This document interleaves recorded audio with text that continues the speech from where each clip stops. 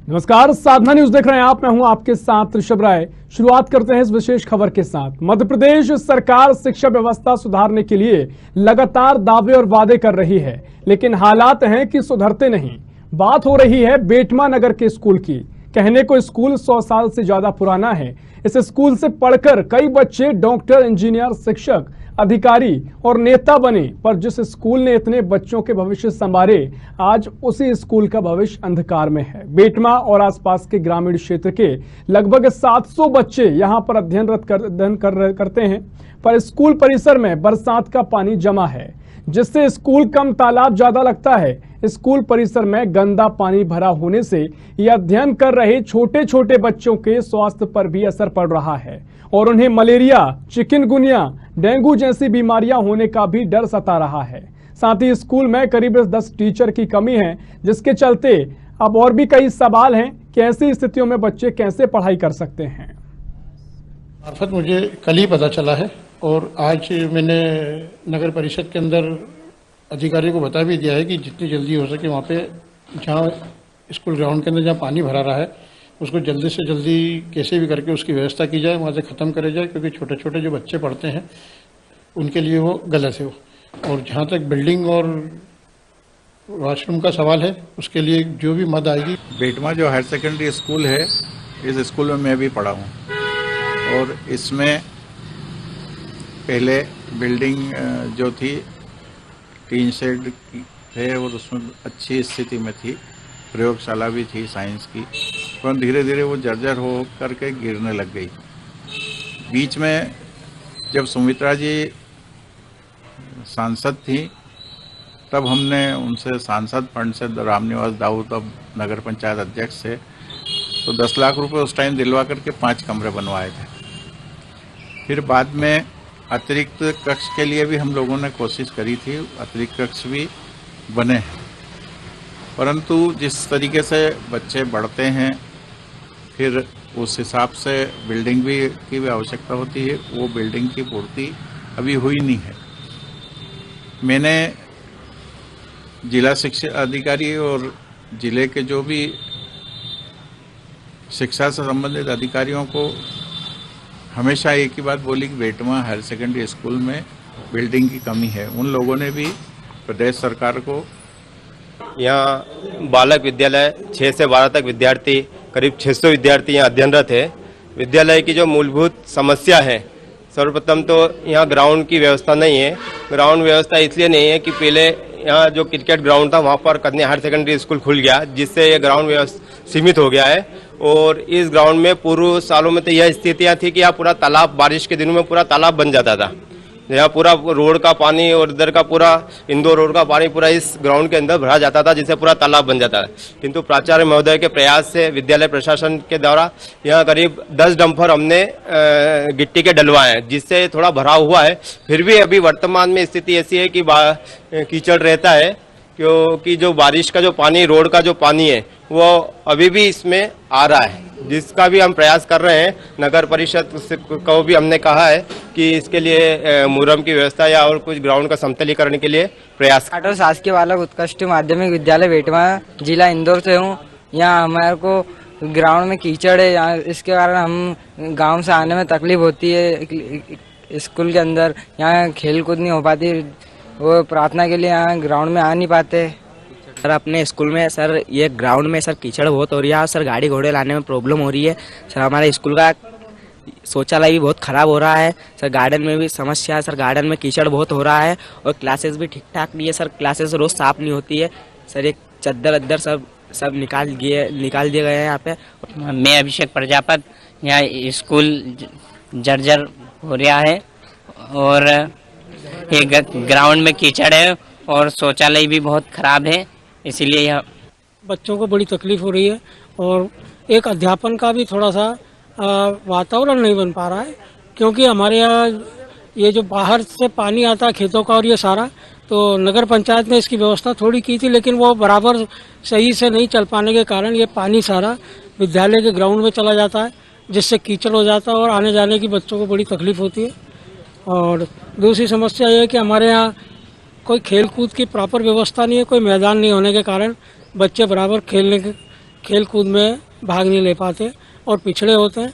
और यहाँ पे कोई खेल शिक्षक की व्यवस्था भी नहीं है जो उनको प्रॉपर खिला सके।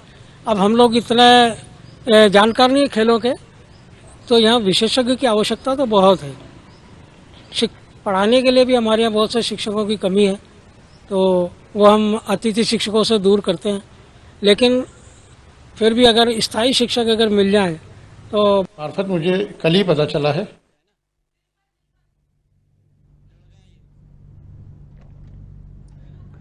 तो पूरा मामला आपको मध्य प्रदेश के बेटमा नगर का बता रहे हैं, जहां सरकारी स्कूल की हालत खस्ता हाल हो चली है।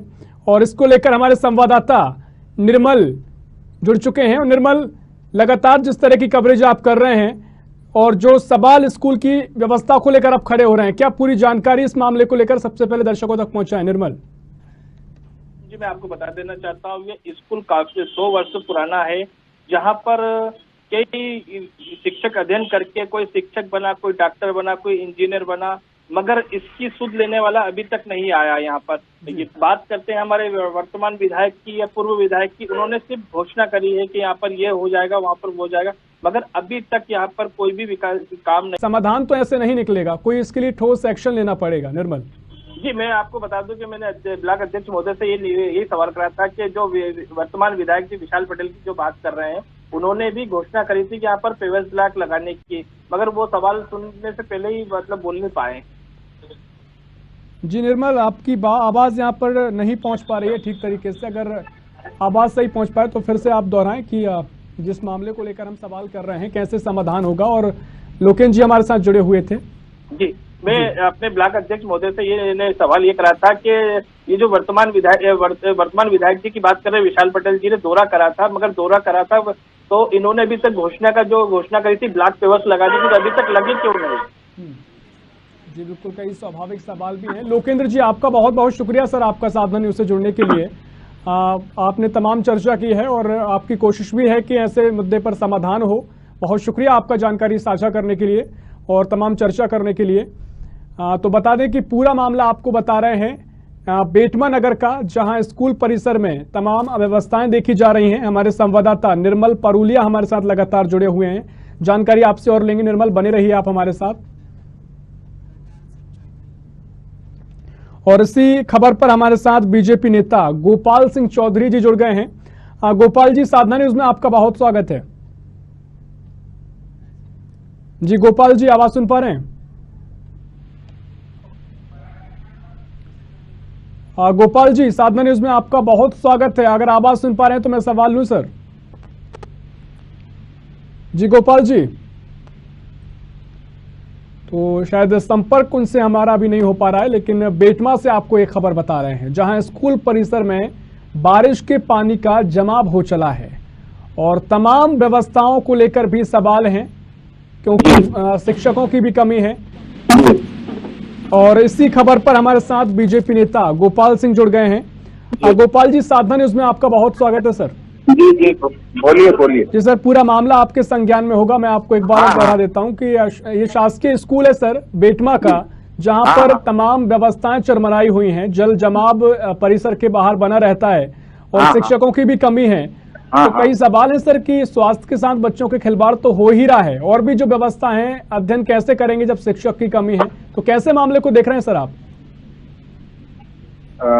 जो पानी की निकासी उससे भी ठीक कर रहे हैं। बस नगर पंचायत को बोला है, उन्होंने नगर पंचायत वाले देख करके उसको पानी को निकलवाएंगे। और जो अध्यापकों की कमी है उसको अभी जो अतिशेष जो शहर के लोगों को गांव में भेजा जाएगा, उसमें यहाँ पर भी पूर्ति कर दी जाएगी। जी बिल्कुल गोपाल जी, महत्वपूर्ण बात यह कि आप बीजेपी से आते हैं और काफी जनता की, जिस तरीके से प्रदेश में बीजेपी की सरकार है, जनता की भी काफी आपसे उम्मीदें होती हैं सर।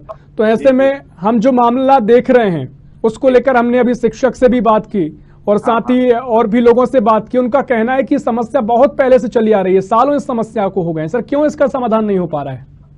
नहीं, ऐसी ये पानी वाली समस्या अभी कुछ दिनों से ही हुई है, पहले नहीं थी।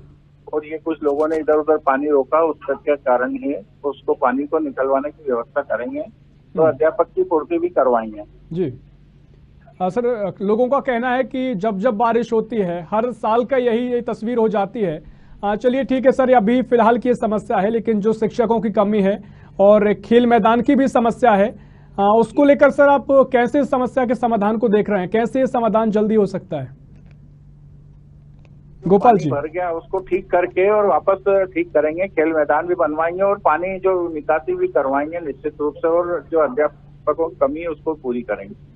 सर लेकिन सवाल जनता का यही है, कब तक हो पाएगा सर? क्योंकि सालों से ये समस्या से वो लोग जूझ रहे हैं। नहीं, सालों से नहीं है, अभी कुछ दिनों से ही हुई है ये, और इसको जो अध्यापकों की कमी है ये इसी बार हुई है, तो इसको पूर्ति निश्चित रूप से करवाएंगे जी, जल्दी की जाएगी। जी जी बिल्कुल। गोपाल जी, हमारे संवाददाता निर्मल हमारे साथ जुड़े हुए हैं और निर्मल ने इस पूरे मामले को लेकर कवरेज की है। निर्मल, कोई सवाल आपके हों, क्योंकि बीजेपी से गोपाल सिंह जी हमारे साथ जुड़े हुए हैं, आप स्थानीय तौर पर पूरे मामले को आपने देखा है। निर्मल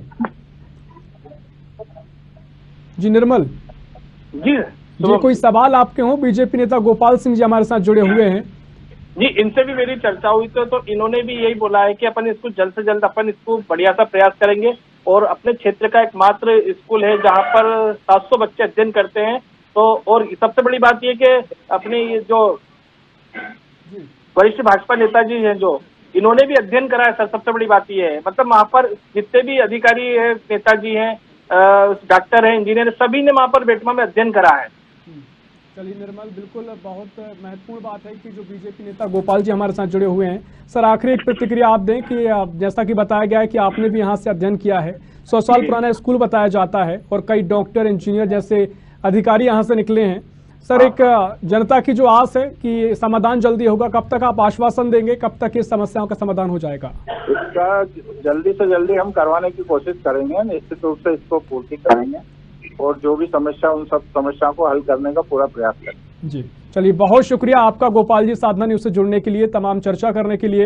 हमारे संवाददाता निर्मल भी लगातार कवरेज कर रहे थे और अभी जानकारी भी दे रहे थे। बहुत शुक्रिया निर्मल आपका भी।